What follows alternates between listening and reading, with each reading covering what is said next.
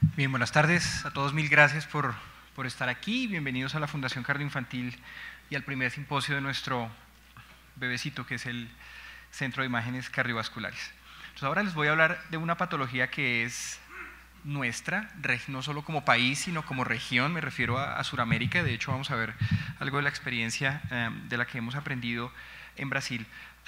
Tres objetivos importantes con esto, porque es una patología en la que creo que sabemos en qué consiste, pero cuando estudiamos parasitología, pero después no tanto, y lo que vamos a ver es cómo la utilidad de la imagen cardíaca depende del conocimiento de los estadios de la enfermedad y cómo eso tiene correlación. Entonces primero vamos a ver qué es la enfermedad de Chagas, algo acerca de cómo se manifiesta, es otra cosa que tenemos que tener clara, y cómo ayuda a la resonancia magnética, y para eso vamos a tratar tres temas. Uno, la enfermedad como tal, vamos a hablar de la fisiopatología, y finalmente cómo es que nos sirve la resonancia magnética. Una nota histórica importante respecto a esta enfermedad, que como que les cuento es nuestra, y es muy útil regionalmente que seamos expertos en esta enfermedad. Sabemos ahora que la enfermedad de Chagas no es una enfermedad nueva, es un parásito que ha estado con nosotros hace tiempo, y hay reportes de momias en Chile con formas momificadas del parásito. O sea, sabemos que esta infección es muy prevalente desde hace mucho tiempo, pero la descripción de la enfermedad la hizo el doctor Carlos Chagas en 1909, cuando estaba trabajando en un puesto para control de malaria en la SANS, y la razón por la que llamó al Trypanosoma cruzi fue por su profesor, Osvaldo Cruz. La descripción que él hizo, la hizo, el primer caso que vio de una niña que se llamaba Berenice. Berenice se presentó como un síndrome constitucional y con fiebre y esplenomegalia, y lo que hizo fue tomar una muestra de sangre y observar la muestra de sangre al microscopio. Y lo que hizo fue, en ese momento, encontró el parásito. Esto se hizo en 1909. Esta foto que tenemos aquí, en realidad no hay fotos de Berenice, esta es Rita, que es otra paciente que también tenía los síntomas agudos por enfermedad de Chagas, pero fue por esa época cuando lo descubrió. Una cosa importante, Berenice no murió como consecuencia de la enfermedad de Chagas. Era seropositiva, pues era una paciente que tenía la infección por el parásito, pero no fue esa la causa de su muerte. A Berenice la ubicaron muchos años después de morir el doctor Chagas, y resulta que la causa de su muerte no fue esa. Entonces, primera cosa importante, la enfermedad de Chagas tiene unos comportamientos que son particulares. Por sí solo, el doctor Chagas hizo la descripción de una enfermedad describiendo todo, tanto el agente etiológico, el parásito, como el ciclo de vida, como las implicaciones clínicas en cada uno de los distintos estadios de la enfermedad. Fue nominado 2 veces al premio Nobel por esa descripción, pero no se lo dieron nunca. Pero le dieron el premio Chaudin, que es un premio también muy importante, pero su descripción es bastante valiosa. ¿Cómo es el ciclo de vida del parásito y cómo nos afecta, y por qué eso es importante a la hora de entender cómo nos afecta? Básicamente son 4 formas. Estas son las formas que hay en el vector, y esto en el ser humano. No es del caso que nos aprendamos el nombre, pero bien, la forma que pasa del vector a nosotros se llama tripomastigote metacíclico. Parece un trabalenguas. Básicamente, dentro del intestino del vector se convierten en epimastigotes, y después estos son los que en las heces del parásito salen y pueden entrar o a través de mucosas o a través de escoriaciones en la piel. Eso produce una fase de infección aguda que es intracelular, y la forma aquí se llama amastigote. Básicamente lo que hace es replicarse, dañar las células y salir a invadir otras. Ahora, eso hace que se creen distintos estadios diferentes en la enfermedad. Primero, una parte aguda, pues cuando ocurre la inoculación, en el sitio de entrada usualmente hay inflamación, y entonces cuando es por la conjuntiva, pues entonces el signo de Romaña también era brasilero, o el chagoma, que es una inflamación en la piel en el sitio de inoculación. Los tejidos susceptibles entonces serán primero el sistema reticuloendotelial, y por eso Berenice tenía esplenomegalia, pero después este músculo tiene predilección por las células musculares, sobre todo del corazón, o sea, músculo estriado, no esquelético, sino cardíaco, y en las formas agudas también en el sistema nervioso central. Entonces, clínicamente tenemos 3 fases diferentes. Una fase aguda, que es la fase de entrada del parásito, ya las formas que vieron con la colita y lo demás. Entonces, usualmente son leves y controladas por el paciente. Por supuesto, los síntomas de infección aguda, en algunos casos pacientes con fiebre, megalias, en fin. Y las complicaciones cardíacas se producen, son muy raras, pero ocurren por miocarditis aguda fulminante en el estadio inicial de la enfermedad. Me voy a pasar a la tercera fase, que es la fase crónica. Algunos pacientes desarrollan, bueno, todos quedan con una infección crónica, pero algunos de ellos desarrollan crónicamente manifestaciones clínicas que básicamente tienen que ver con una forma insidiosa, larvada, lenta, que tiene que ver con falla cardíaca, o otra de manifestación abrupta, que va con ella, que son arritmias y tromboembolismo como consecuencia de la formación de trombos dentro del ventrículo. No se sabe por qué algunos pacientes la desarrollan. Entonces, esta fase es muy interesante. Aquí entra, esto es lo que eventualmente puede matar a un paciente, pero algunos se quedan con el parásito toda su vida sin llegar a desarrollar esto. Entonces, esta fase es muy importante de tratar de entender. En la fase aguda, claro, los tripomastigotes metacíclicos. Lo que hacen, por supuesto, es invadir los vasos sanguíneos, es así como van a todo lado. Entonces, por supuesto, lo que generan es una vasculitis muy importante y después es que van a cada uno de los tejidos que comprometen y pueden producir una forma de miocarditis aguda, y eso es muy importante. Finalmente, la enfermedad de Chagas es un tipo de miocarditis. En la miocarditis aguda producida por la enfermedad de Chagas hay, por supuesto, un infiltrado inflamatorio muy importante y lo que se llaman pseudoquistes, que son los amastigotes replicándose dentro de las células del corazón. Esto es un cultivo celular de fibroblastos, así son los amastigotes y cuando salen se ven así. Es de muy mal pronóstico que un paciente desarrolle estos síntomas en esa fase aguda, porque usualmente es una fase controlada y no tan severa. Y no sabemos si la severidad de la fase aguda influye en que después de la fase indeterminada vaya a desarrollar síntomas crónicos y un porcentaje menor, usualmente son niños o personas con algún compromiso inmunológico, mueren en esta fase. Saltémonos entonces a la fase crónica. Algo hace que la enfermedad se quede latente y algunas personas desarrollan síntomas muchos años después o pueden no desarrollarlos, como le pasó a Berenice, que fue la primera paciente que se diagnosticó. Macroscópicamente, y en el compromiso cardíaco, cambios, remodelación del corazón, hay zonas de hipertrofia, pero además hay zonas de adelgazamiento y fibrosis muy importante, engrosamientos de las membranas basales de los vasos, hay un componente microvascular muy importante y recuerden que desde la fase aguda es el sitio por el que entran los parásitos, entonces esa inflamación perpetuada es muy importante. Muy seguramente hay un componente de autoinmunidad, hay trabajos muy interesantes que demuestran la actividad inflamatoria por marcadores o por histología, pero no encuentran evidencia del parásito. Entonces, conocer la causa de eso es complicado. Y las alteraciones de la conducción, que pueden ser secundarios no solo a la fibrosis, sino alteración en la distribución de las proteínas que hacen los gaps entre las células y que permiten la conducción del estímulo. Entonces, el desarrollo de la fase crónica parece que es un asunto multifactorial. Esto es algo que han denominado la hipótesis unificadora en la patogenia del compromiso cardíaco por enfermedad de Chagas. Una forma gruesa de describirlo es que hay fibrosis, lesión crónica e inflamación, y esto depende del sustrato genético de la persona, que es lo que determina la respuesta inflamatoria, y el sustrato genético del protozoo, que es finalmente lo que determina cómo se porta él ante esa respuesta inflamatoria crónica. En la fase crónica se presentan básicamente 3 grupos clínicos: los pacientes que se presentan por falla, por arritmia o por embolismo, como habíamos visto, y esas alteraciones macroscópicas que vimos, hay unos parámetros anatómicos y funcionales que determinan qué pacientes están a más riesgo de tenerlo. Entonces, después de esto, ahora sí vamos a pasar a la parte entretenida, que es empezar a ver resonancias de pacientes con enfermedad de Chagas, con distintos espectros de presentación clínica, pero con un espectro de apariencia que es muy homogéneo, y ahora van a ver a qué me refiero con eso. Este es un paciente que tiene fracción de eyección normal y volumen telediastólico normal. Su corazón no está dilatado y su función global no está comprometida. ¿Sí? Y aquí vemos en las imágenes de realce tardío, correlacionando las imágenes de precesión libre en estado estable o de cine resonancia, que son imágenes dinámicas que han visto ya hoy, para ver el corazón en movimiento.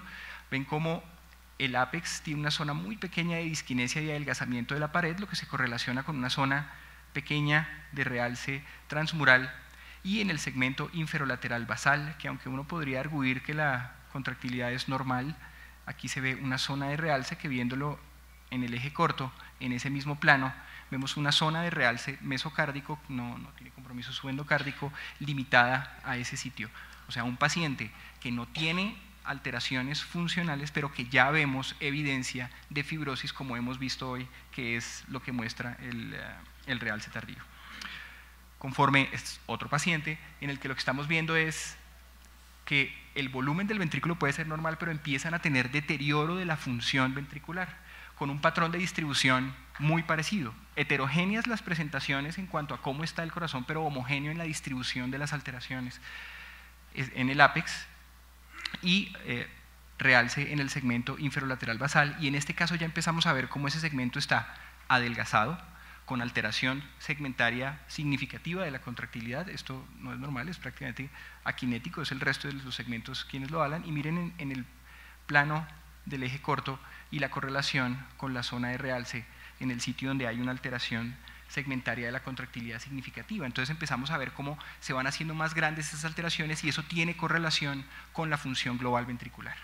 Y aquí lo que estamos viendo es un paciente otro, pero ya lo que estamos viendo es más dilatación del ventrículo con este volumen indexado por área de superficie corporal, pero una fracción de eyección que es limítrofe, y de nuevo la zona de necrosis transmural que se correlaciona en las imágenes de cine, viendo el sitio donde está adelgazada la pared, significativamente alterada la contractilidad, y es el sitio donde vemos realce tardío. Conforme el ventrículo se va dilatando, y ahora tenemos otro paciente, pero en este caso con 165 mililitros por metro cuadrado de volumen telediastólico y una disfunción sistólica que se hace más severa, y vemos cómo se hace más extensa la cicatriz, la zona de adelgazamiento de la pared, que ahora ya empieza a ser, es más evidente que es disquinética, y la alteración en el ápex. Otra cosa importante es que empiezan los pacientes a tener zonas de cicatrización diferente a esa, y en este caso inferoseptal en localización más apical. Es muy importante ver, como vamos a ver después en las charlas que nos van a contar acerca de taquicardia ventricular, por qué la localización de esas cicatrices es tan importante. En este caso es muy interesante porque pues tiene los hallazgos que ya hemos aprendido a reconocer como característicos de enfermedad de Chagas: el segmento inferoseptal, la alteración funcional, la zona de realce tardío como consecuencia de la fibrosis, pero además miren cómo se ve realce. Es normal ver un tris de realce en relación con el septum membranoso, pero este tipo de realce que se extiende hasta el septum, que está ahí al pie y que es justo por debajo, pues que está en contacto pues con la raíz aórtica y con el anillo aórtico y con uno de los senos, es un sitio muy importante para buscar cicatrices y reportarlo, porque eso tiene implicaciones terapéuticas bien importantes, y aneurismas que pueden ser tan grandes como estos, y en la literatura lo van a encontrar referido como lesión del vórtex, porque es el sitio donde converge el vórtex de las fibras del miocardio, donde se unen las tres capas en un sitio más delgado.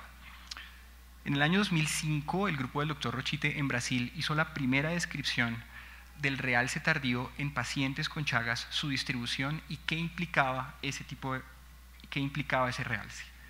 Básicamente lo que encontraron, tomaron 51 pacientes de 3 grupos clínicos, que ahora ya sabemos a qué corresponde cada uno de ellos: 15 en la fase indeterminada, 26 en la fase de compromiso cardíaco, pero que tenía o alguna alteración de la conducción o disfunción del ventrículo izquierdo, y un grupo de pacientes con taquicardia ventricular. Entonces lo que hicieron fue en ellos ver cómo se comportaba, qué era lo que encontraban en resonancia magnética dentro de ese espectro de pacientes que vimos en las imágenes nuestras de antes.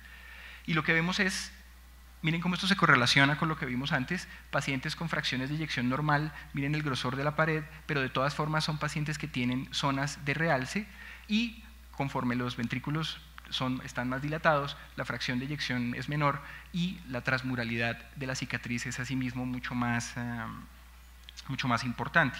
Y en el grupo de pacientes con taquicardia ventricular, habiendo descartado que la causa fuera isquémica, la extensión, el grado de transmuralidad de la cicatriz, el compromiso tanto de la pared inferolateral como del ápex. Entonces, ¿qué es a primera vista lo que impresiona de esos resultados? Uno, que hay una correlación clara en los pacientes que tienen fibrosis, en que es mucho más, se ve mucho más en los pacientes que tienen taquicardia ventricular. Todos tienen, el 100% de los pacientes, bueno, eran solo 10, pero igual, todos tenían. mientras que se ve mucho menos aquí en la fase indeterminada. Lo mismo pasa en el porcentaje de fibrosis tomando la masa global del miocardio, como es también la presencia de eso en los pacientes, entre peor es el estadio clínico, es mucho más prevalente esa alteración. Pero la pregunta debe estar no tanto en cómo va progresando como nosotros anticipamos que va progresando la presencia y la extensión del realce, sino pensarlo en los pacientes que están atrás, no en los que ya tienen, es evidente la correlación, sino pensarlo en estos pacientes. Todos los pacientes que ellos tuvieron en fase indeterminada, no es cero el porcentaje de pacientes que tenían fibrosis, hay un porcentaje de pacientes que lo tiene y además, aunque el porcentaje respecto a la masa global es pequeño, no quiere decir que no tengan. Ahora, la correlación con la clase funcional en este estudio fue evidente, como en cada una de las clases, conforme iba aumentando la clase funcional, el porcentaje de fibrosis asimismo aumentaba y asimismo con los trastornos de la contractilidad. Entonces lo que hicieron fue mirar cada uno de los segmentos, cómo era su contractilidad y cuál era porcentualmente respecto al grosor de la pared, que fue la forma como cuantificaron el realce tardío. En ese tiempo las cuantificaciones basadas en desviaciones estándar de la intensidad y demás, ¿no? Lo que usaron fue la transmuralidad, pero como existe una muy buena correlación entre la cantidad de fibrosis que tiene y la disfunción, analizando cada segmento independientemente. Y la distribución en el corazón es lo que les mostré en nuestros casos, el ápex, la pared inferolateral e inferior, desde el ápex hasta la base. Entonces, eso se correlaciona con lo que habíamos visto antes. Otra cosa importante es, pacientes en fase indeterminada podían no tener disfunción segmentaria a pesar de tener pequeñas zonas de realce. O sea, métodos diagnósticos diferentes a la resonancia no van a encontrar alteraciones segmentarias de la contractilidad en pacientes que ya tienen fibrosis. Ahora, la fibrosis en estadio asintomático, ese es un punto interesante respecto a la enfermedad de Chagas, porque es un marcador de severidad en pacientes que clínicamente pueden no estar teniendo manifestaciones. Sin embargo, ya de nuevo, ahora sí, progresemos a los estadios más avanzados de la enfermedad, hay una clara correlación entre la fibrosis y factores pronósticos que están bien establecidos para determinar si los pacientes van a tener desenlaces adversos, y una teoría importante respecto a la distribución. ¿Por qué en el ápex y la pared inferolateral? Conociendo el sustento de cuál es la alteración microvascular que hay, una de las teorías es que esa sea la causa por ser un territorio vascular limítrofe en la mayoría de los pacientes. Ahora, cuantificar añade información de severidad, y respecto a la fisiopatología, en los pacientes en fase indeterminada ya hay fibrosis y el objetivo es conocer más de la enfermedad. 10 años después, este otro trabajo publicado por el mismo grupo, básicamente lo que hizo fue utilizar los criterios de Lake-Lewis, que como vimos son para diagnosticar miocarditis. Hay muchas cosas que decir respecto a lo que uno opina de esos criterios, pero son una forma, digamos, estandarizada de aproximarlo. Básicamente los criterios son 3. Realce tardío, como hemos visto, que lo que hace es mostrar fibrosis. Realce temprano para mostrar hiperemia, y con el T2 mostrar edema, aumento en la cantidad de líquido en el tejido. Y miren cómo se correlaciona igualmente en 3 grupos en fase indeterminada, unos sin disfunción y otros con disfunción ventricular, como estos todos tienen realce, pero de nuevo miren esta fase, no es que no tengan, no es que no haya algún grado de hiperemia, y una cosa muy importante, no es que no haya algún grado de edema. Lo mismo pasó cuando lo evaluaron contra las fracciones de eyección y contra los volúmenes telediastólicos, o sea, para saber qué tan dilatado estaba el ventrículo. Y estas fotos de este trabajo son muy interesantes. Pacientes con edema podían no tener fibrosis, aquellos que estaban en la fase indeterminada. Eso quiere decir que hay inflamación crónica sin fibrosis. En la miocarditis, la persistencia de las alteraciones en el T2 puede desaparecer poco tiempo después de iniciarse la enfermedad. La enfermedad de Chagas tiene su particularidad en la forma de mantenerse en el tiempo, y la correlación entre las zonas de edema con las zonas de fibrosis parecidas a las que les mostré en nuestros casos. Los pacientes que se presentaban sin disfunción, pero que tenían alteraciones en la conducción o arritmias, tienen zonas de cicatriz mucho más grande y además de eso, de nuevo, zonas de edema mucho más importante. La fase crónica, de nuevo la pregunta es si podemos anticipar quiénes van a llegar a esto antes que lleguen y de nuevo, aún en las fases más crónicas de la enfermedad, persistencia de edema, un factor que se supone puede desaparecer en los pacientes con otros tipos de miocarditis. La distribución muy parecida a la que vimos antes y este cuadro es bien interesante.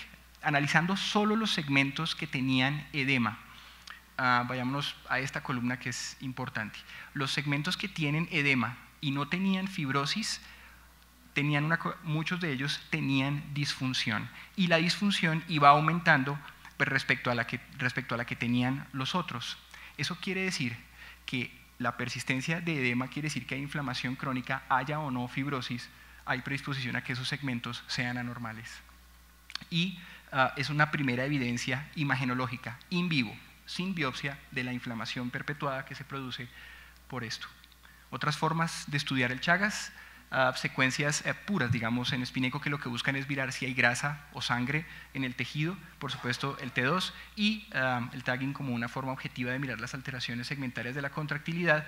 Y como conclusión, el principal determinante pronóstico es el compromiso cardíaco.